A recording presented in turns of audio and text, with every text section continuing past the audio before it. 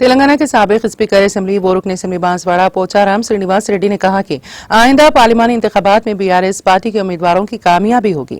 साबिक speaker assembly Pocharam Srinivas Reddy ने कामारेड्डी जिले के बांसवाड़ा टाउन में हल्के पार्लिमान जहीराबाद के इंतखाबात के जिमन में मुनक्किदा हल्के की सतह के पार्टी कारकुनों के इजलास में शिरकत की और खिताब किया।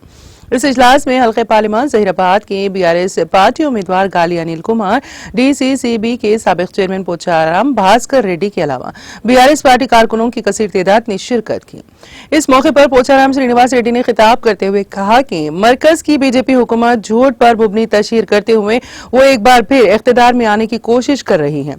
उन्होंने कहा कि आइंदा पार्लिमानी इंतखाबात में बीआरएस पार्टी के उम्मीदवारों की कामयाबी यकीनी है। उन्होंने रियासत की कांग्रेस हुकूमत को अपनी शदीद तनकीद का निशाना बनाते हुए कहा कि दी गई जमानतों पर अमलावरी के नाम पर झूठे वादे करके इख्तिदार में आने वाली कांग्रेस हुकूमत पार्लिमानी इंतखाबात में कामयाबी की कोशिश कर रही है।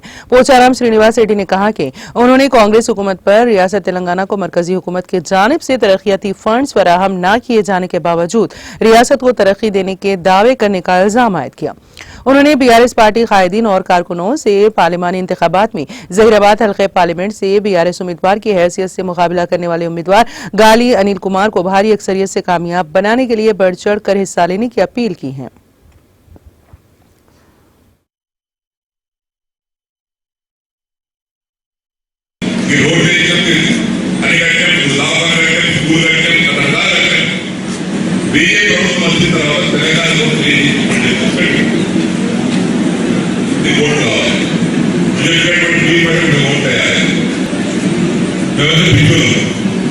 बड़े-बड़े बात है नरेंद्र मोदी बात करते हैं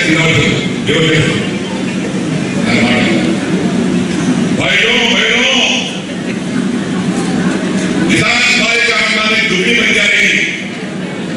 రైతుల ఆదాయం రెట్టింపు చేస్తారట ఉన్నది ఓకే नौजवान साल 2 करोड़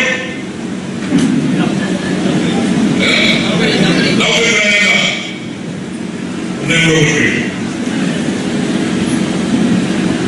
भैया बैक दादी पूरी काजपेट రైల్వే